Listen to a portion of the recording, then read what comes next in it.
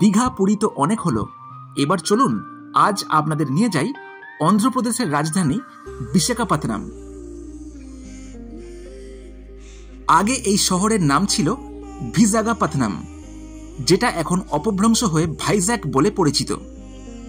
অন্ধ্রপ্রদেশের রাজধানী এবং একটি বন্দর শহর হওয়ার ফলে ভাইজ্যাকের গুরুত্ব অনেকটাই বেশি, যেখানে ঘুরে দেখা যায় বহু দ্রষ্টব্য। সেইভাবেই খুবই অল্প দিনে ভাইজ্যাকে কি ঘুরে দেখবেন, কম খরচে কোথায় থাকবেন, সমস্ত কিছু জানতে ভিডিওটি শেষ পর্যন্ত দেখতে থাকুন।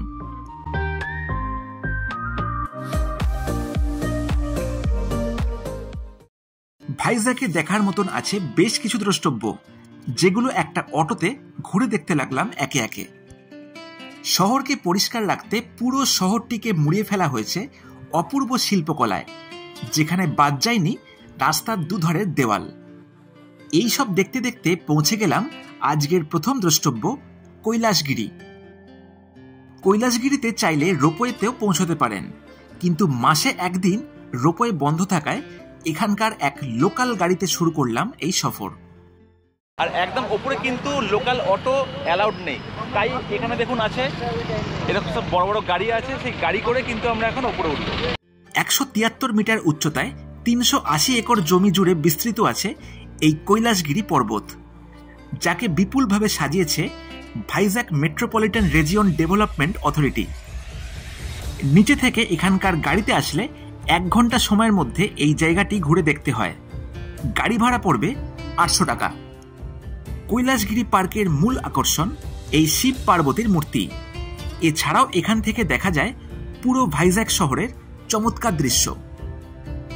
এই পুরো কৈলাসগিরি ঘুরে দেখায় অতি ধীর গতিতে চলা এই টয় ট্রেন, যার মধ্যে থেকে দেখা যায় পুরো শহরের অসাধারণ দৃশ্য।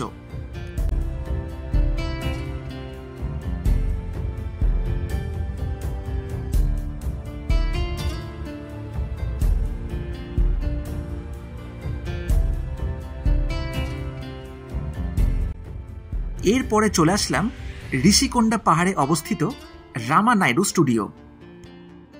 প্রায় 35 একর জমির ওপর গড়ে উঠেছে এই ফিল্ম স্টুডিও, যেটা 2008-এ উদ্বোধন করেন অন্ধ্রপ্রদেশের প্রাক্তন মুখ্যমন্ত্রী ওয়াইএস রাজাশেখরা রেড্ডি। এখানে ঘুরে দেখলাম বিভিন্ন শুটিং সেট, যার মধ্যে তৈরি হয়েছে একটা ছোট্ট অবাস্তব জগৎ।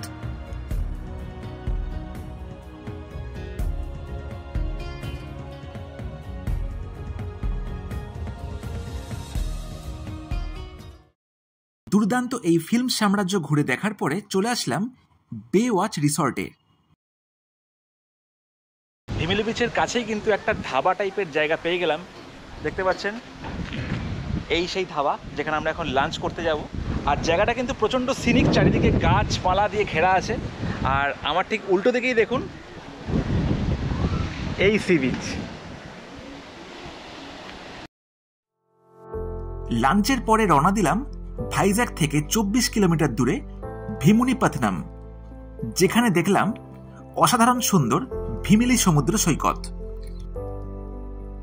গোস্থানী নদী এবং বঙ্গোপসাগরের সঙ্গমস্থলে অবস্থান করে এই সমুদ্র সৈকত, যাকে চমৎকারভাবে সাজানো হয়েছে এখানে।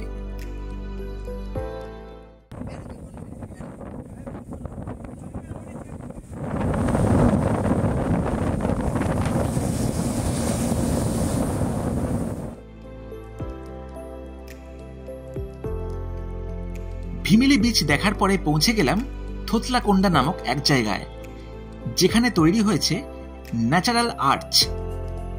অনবরত সামুদ্রিক জলোচ্ছ্বাস এবং হাওয়ার দাপটে পাথর ক্ষয়ে গিয়ে সৃষ্টি হয়েছে এই প্রাকৃতিক সৌন্দর্য।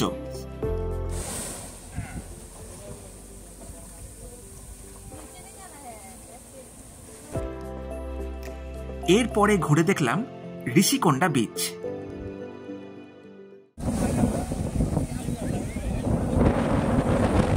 বন্ধুরা, চলে আসলাম ভাইজ্যাকের আরও একটা জনপ্রিয় বিচ বলতে পারেন, যার নাম ঋষিকোন্ডা বিচ।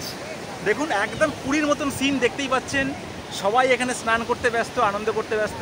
আর সিনটাও কিন্তু মারাত্মক, প্রাকৃতিক যে সৌন্দর্যটা এই ঋষিকোন্ডা বিচের মারাত্মক। এই দেখুন পাহাড়, চারিদিকে পাহাড়, আর সবাই এখানে স্নান করতে ব্যস্ত, সবাই এখানে নিজের মতন আনন্দ করছে দেখুন। আর আমার ওই দূরে দেখুন আছে পাহাড়। এখানে কিন্তু স্পিড বোট করে অনেকে বোটিংও করতে পারেন। আর আমি দেখুন আছি এই ঋষিকোণা বিচে। এখান থেকে আছে বোটিং এর ব্যবস্থা, চাইলে এনজয় করতেই পারেন।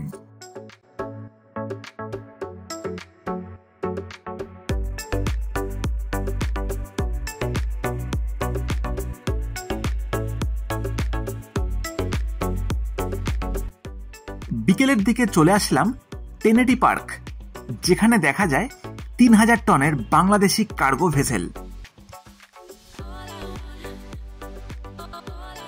সবার শেষে চলে আসলাম এখানকার বিখ্যাত রামকৃষ্ণ বিচে, যেখানে রাখা আছে সেই ঐতিহাসিক সাবমেরিন INS কুরুসুরা S20।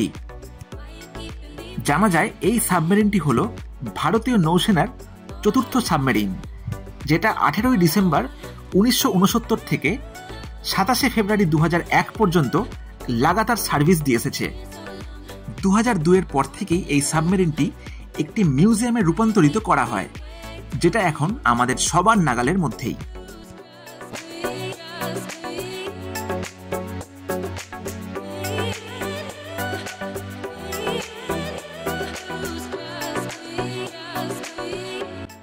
এছাড়াও দেখতে পারেন সাবমেরিন মিউজিয়ামের ঠিক উল্টো দিকেই এয়ারক্রাফট মিউজিয়াম।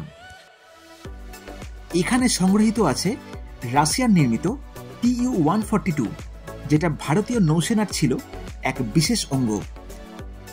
টেকনিক্যালি এই Tu-142 হল অ্যান্টি সাবমেরিন এয়ারক্রাফট, যার মধ্যে আছে সাবমেরিন ধ্বংস করার মিসাইল। জানা যায় 18 জুলাই 1968 সালে প্রথম চলে এই যুদ্ধ বিমান, এবং 29 মার্চ 2017 সালে INS রাজালিতে অবসর ঘটে এই যুদ্ধ বিমানটির, যাকে দেখার জন্য বহু পর্যটক ভিড় জমান এখানে। এইরকমই এক যুদ্ধ বিমান আছে আমাদের কলকাতার নিউ টাউনে, যার ব্যাপারে অলরেডি ভিডিও আছে আমার চ্যানেলে। ওপরে থাকা আই বটনে এবং ডেসক্রিপশন বক্সে সেই ভিডিও আরও একবার শেয়ার করলাম। এই পুরো ভ্রমণটি করতে অটোতে আমাদের খরচ পড়ল টোটাল 1600 টাকা।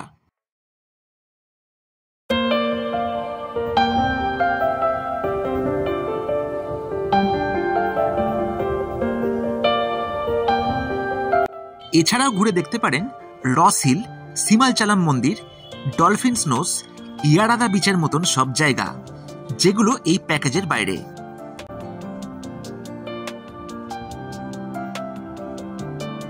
কিছুটা কম বাজেটে থাকতে হলে স্টেশনের কাছেই পাবেন বেশ কিছু হোটেল, আর একটু ভালো লোকেশনে থাকতে হলে RK বিচ হলো সবচেয়ে ভালো অপশন। তেমনই আমরা ছিলাম RK বিচের কাছেই সিলার রয়্যাল স্টে গেস্ট হাউসে।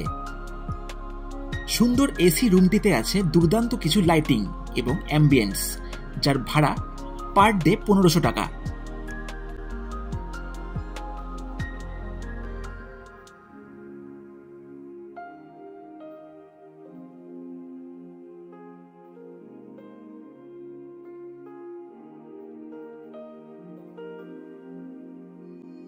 সরাসরি কলকাতা থেকে ভাইজ্যাক আসার জন্য পাবেন কিছু ভালো ট্রেন, যাদের সময়সূচি ও ভাড়া দিয়ে রাখলাম ডেসক্রিপশন বক্সে। বন্ধুরা, এইভাবেই সমাপ্ত হলো আমাদের এই ভাইজ্যাকের সফর। আর আমি এখন চলে এসেছি দেখুন ভাইজ্যাক স্টেশনে, বিশাখাপত্তনম স্টেশনে চলে এসেছি। আর ধরতে যাব আজকে আমাদের ট্রেন, ফেরার train 22854 Vizag Shalimar weekly express. তো দেখা যাক কত নম্বর প্ল্যাটফর্ম থেকে ছাড়ে আজকের এই ট্রেন। যদি ভিডিওটা ভালো লেগে থাকে অবশ্যই সাবস্ক্রাইব করুন আমার চ্যানেলকে, আর লাইক করুন আর সাপোর্ট করুন আগামী দিনের আরও এরকম ইউনিক আর ভালো কন্টেন্ট দেখার জন্য।